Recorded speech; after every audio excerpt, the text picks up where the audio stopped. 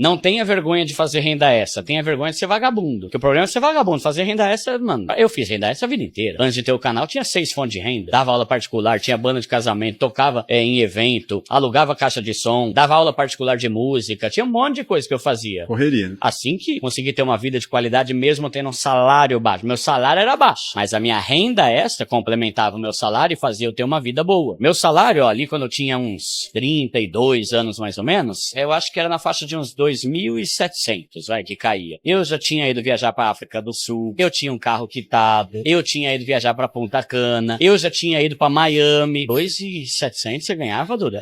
Minha renda extra fazia complementar a minha renda. Então eu tinha várias outras opções de renda, eu botei na minha cabeça, eu vou aprender o máximo de coisa possível pra nunca passar fome na vida. Se você só sabe fazer uma, se essa uma der errado, você não tem outra opção. Se o meu canal der errado, vou mandar currículo porque eu já trabalhei na parte administrativa. Se não der certo, vou dar aula particular. Se também não der certo, vou voltar a ter uma banda de música pra casamento, que dava uma grana legal. Deixe sua opinião nos comentários. 5 metas pra você que é pobre conseguir alcançar e aos poucos ir saindo da pobreza até 31 de dezembro de 2024. Primeira meta, quitar as suas dívidas. Só isso. Duda, mas eu queria 1 milhão, não.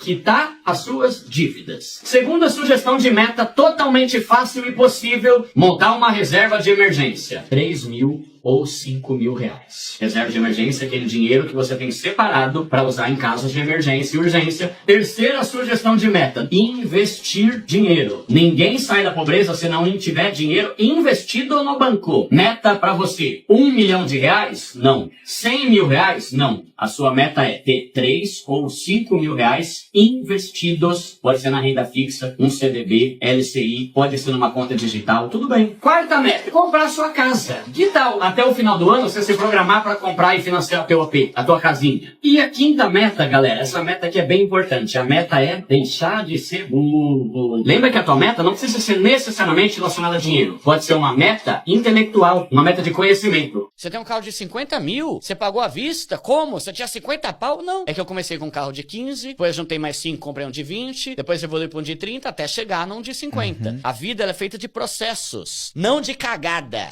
E o brasileiro gosta de fazer cagada em vez de fazer processo. Sim. Vou financiar aqui um Onix 0. Caramba, velho, o cara ganha 4 pau, a parcela é 2. Comprometeu metade do salário dele. Por que não começa e vai evoluindo na vida? É agonia, eu quero agora. Eu vim, hoje eu tenho uma HRV quitada. Caramba, Duda, você é boy, hein? Mano, foi um processo. Eu tive 5 carros antes desse. E cada um eu ia evoluindo um pouco, até hoje ter uma HRV quitada. A Bíblia fala muito sobre essa ideia de quando você quer antecipar um sonho, né? Sonho antes da hora vira pesadelo. Você tem que esperar o momento certo, Sim, né? É dolorido, mas é o processo de todo mundo, né? E a nossa emoção afeta muito o nosso dinheiro. Se você é descontrolado emocionalmente, você vai fazer muita asneira. Tipo assim, a gente trabalha que nem um camelo. A gente é só estresse. Chefe chato. Você quer o que no fim do dia? Ir no bar, beber e sair com os amigos. Tenha a sua casa. Tenha o seu próprio teto. Bênçãos recaem sobre aquele que tem um lugar próprio para viver consigo, com suas famílias, seus filhos e tudo. Tenha seu próprio lar. Pessoas de mentalidade pobre colecionam boletos e contas para pagar. Pessoas de mentalidade rica colecionam terrenos e propriedades. Compre imóveis. Tenha imóvel. Não tá falando de alugar, tá falando de ter imóvel. Tem muita gente que fala de aluguel e tal, mas eu vou ser sincero. Eu sinto muito mais paz tendo a minha casa. E eu prefiro muito mais saber que eu tenho um lugar para morar que é meu, do que fazer aí uma hipoteca aí, ou sei lá, potencializar os meus investimentos para ganhar ainda mais. Isso é o que funciona para mim e para minha mulher. A gente gosta assim e ponto final. Quero ter a minha casa. Pai rico, pai pobre. Acho que é um dos livros de finanças mais vendidos no mundo e também no Brasil. Tem um texto lá que ele faz a diferença entre renda ativa e entre ativos e passivos. Ativo é tudo aquilo que te dá dinheiro e passivo é tudo aquilo que leva dinheiro. E ele explica, ele fala, casa, imóvel é bom, é um investimental, só que é um passivo, porque vai ter manutenção, vai ter que pagar IPTU, vai ter que às vezes pagar condomínio, dependendo, ele fala que é um passivo. O pobre começa a sair da pobreza quando ele percebe que multiplicar o dinheiro que ele ganha é muito mais inteligente do que gastar. Interessante. Só que quem manja de investimento? Pô, eu aprendi sobre investimento há 2 anos, velho, eu só conhecia poupança aqui de mau lixo. Então você começa a mudar a sua cabeça com relação a isso, aprender sobre educação financeira, ganhar, poupar, juntar, investir, multiplicar seu dinheiro. Só que tem esse apelo, né? O Brasil tem esse negócio que é a cultura da ostentação. E isso é um dos negócios que eu mais amo falar, cara, eu encho a boca pra falar pra galera, mano, ostentação é a coisa mais imbecil que existe no mundo, entende? E eu falo isso pra pobre, pra rico, pra quem for, ostentação é um bagulho idiota, velho. Eu sempre falo, não confunda sonho com ostentação. Você pode sonhar o teu tênis se você quiser, velho. Se o teu é pobre, você só tem uma BMW X1, vai atrás. Mas se você tá fazendo isso pra impressionar alguém ou pra se sentir aceito ou qualquer coisa, você tá deixando de ter personalidade, cara. Só que é tenso, porque tem mais aceitação, tem o tênis da hora. O cara pega mais mina, se ele tem o iPhone mais top. Sim. Ele é o bambambam da turma. Então você vai ter que controlar aqui o teu emocional e falar, cara, eu não quero ser trouxa dos outros. Eu quero ser rico e mudar o estilo de vida da minha família. Invista, foca, não perde a tua empolgação por ser um valor pequeno. É pequeno, vai pequeno mesmo, porque você tem que passar por esse estágio pra chegar no nível de começar a investir mais. Como você gosta de investir, você começa a amar, você começa a gastar menos, começa às vezes a fazer uma renda extra, aí quando você vai ver, você já tá investindo 300, 500, 1.000 por mês, aí, mano, quando você vai ver, a pobreza já ficou pra trás faz tempo. Mas o que adianta eu investir agora e ter 300 mil daqui a 15 anos, porque daqui a 15 anos, 300 mil não vai mais valer a mesma coisa. É melhor você tá com 300 mil daqui a 15 anos do que tá lascado como é hoje. 300 mil pode não ser a mesma coisa, mas zero continua sendo zero. Como que você faz pra vencer os efeitos da inflação? A cada ano, você vai aumentar um pouco o valor que você investe todo mês. Então faz de conta que hoje eu invisto R$300 por mês. Ano que vem, eu aumento 10%.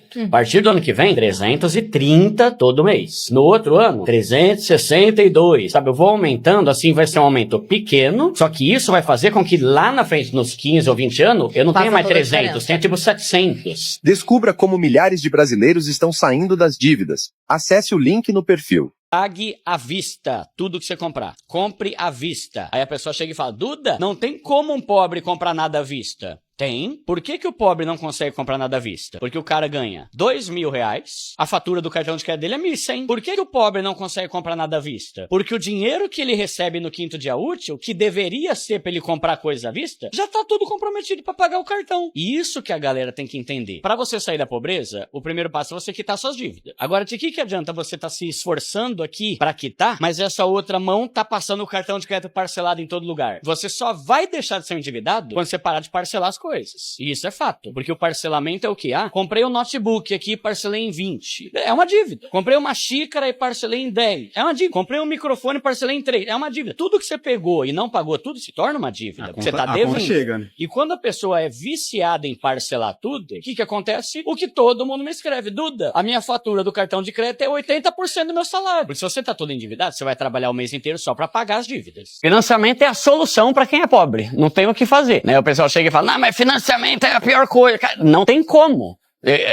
Uma pessoa pobre não consegue juntar 200, 300 mil, a não ser que ela separe por 20 anos, sabe? Então, é um mal necessário, eu diria isso. Só que tem umas formas de você quitar muito mais rápido. Porque é fato que o financiamento, no final do prazo, vai sair bem mais caro? Por exemplo, o meu apartamento, eu financiei, eu dei um valor à vista, é um apartamento simples, de 50 metros quadrados. Eu financiei 135 mil. Se eu tivesse pago mês a mês, ao final dos 30 anos, teria dado mais de 300 mil. Só que eu fiz a amortização. E com isso, em menos de 2 anos eu quitei meu apartamento, que poderia ter ficado por 28 anos pagando se eu não fizesse a amortização. A amortização é quando você paga a parcela do mês, só que você bota um valorzinho a mais ali para ir eliminando mais rápido os juros. Quando eu descobri isso, eu fiquei maravilhado. Digamos que seu financiamento seja R$1.000. Você vai lá e paga a parcela, diminui uma parcela.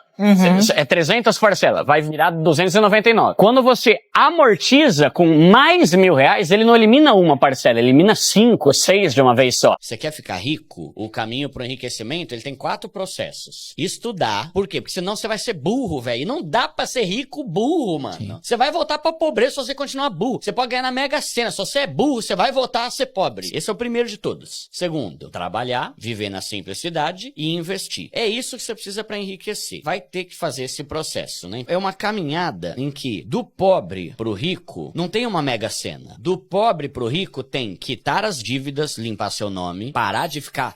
Porque o que é o pobre? É o cara que trabalha o mês inteiro pra pagar boleto. Ele não investe, não tem dinheiro no banco, tá cagado pra caramba, não tem dinheiro pra nada. E aí se estourar o chuveiro ele vai se endividar, vai usar o cartão, vai fazer empréstimo e vai continuar nessa vida desgracenta. O que é o primeiro passo pro pobre? Quita suas dívidas e para de fazer dívida. Por isso isso que eu pego pesado com parcelamento. Todo parcelamento é uma dívida. Você tem que entender isso com uma clareza absurda. Toda vez que você parcelar, você fez uma dívida nova. Dívida tem a ver com dever. Se você parcelou em 10, quer dizer o quê? Que você pagou 1 e tá devendo 9. Carro, hoje em dia, pense 2 vezes em ter, porque é um gasto absurdo que hoje em dia, com home office, muitas vezes vale mais a pena você não ter. Pra quem tem filho, eu já acho muito necessário. Se eu fosse um solteiro que trampa home office, eu não precisaria ter, não. Iria de Uber pros lugares. Uber e metrô e já era, mano, né? transporte público, minha casa é perto da estação. Eu ando mais de trem do que de carro. Tudo eu faço. É menos trânsito. É caótico aqui em São Paulo, né? Mas, se você tem filho, tem uma família, aí eu já acho complicado, porque nem sempre o Uber vai te atender. Por exemplo, principalmente pra quem mora em bairro de pobre, meu bairro lá. Cara, às vezes eu fico mais de meia hora esperando um Uber aceitar a corrida. Não aceita. Ter carro tem suas vantagens. É luxo pra alguns e é necessidade pra outros. Não dá pra botar todo mundo na mesma fórmula ali. Hoje, eu até poderia viver sem carro, mas eu tenho condição, já tá quitado, eu consigo pagar ele tranquilamente. Tenho trem quando eu preciso, tenho Uber quando eu preciso, mas eu gosto de ter meu carro. Eu faço muita coisa. Mas, se eu tivesse filho, pra mim seria uma necessidade. Eu não consideraria um luxo. Eu falei, não, eu preciso, eu não quero depender de Uber, não. Agora, se você mora num bairro de boy, aí o Uber vai aceitar toda hora.